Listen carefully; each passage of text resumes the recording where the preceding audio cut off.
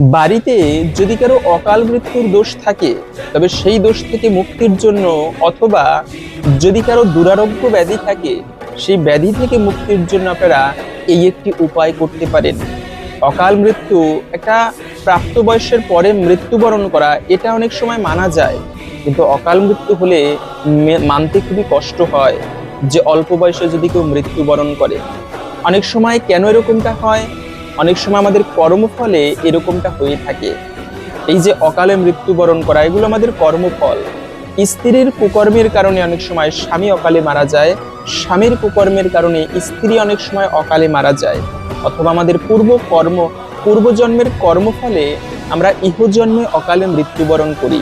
এই যে শনির সাড়ে সাথী, অকাল মৃত্যু দোষ, এগুলো কিন্তু ভালো নয়, অশুভ।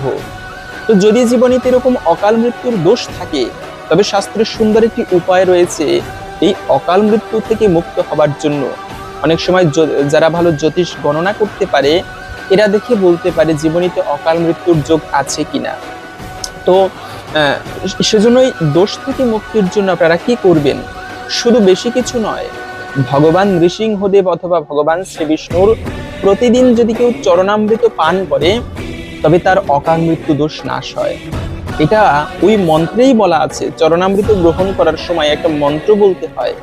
সেই মন্ত্রটা হচ্ছে, হাতে চরণামৃত নিয়ে আপনারা বাড়িতে এই যে বিষ্ণুর পুজো করেন, তখন যে বিষ্ণুকে স্নান করানো হয়, রাধা কৃষ্ণকে স্নান করানো হয়, তারপরে হচ্ছে নৃসিংহদেবকে স্নান করানো হয়, জগন্নাথকে স্নান করানো হয়, সেই স্নানের জল রেখে দিবেন, সেই চরণামৃত রেখে দিয়ে প্রতিদিন পান করবেন সকালবেলা।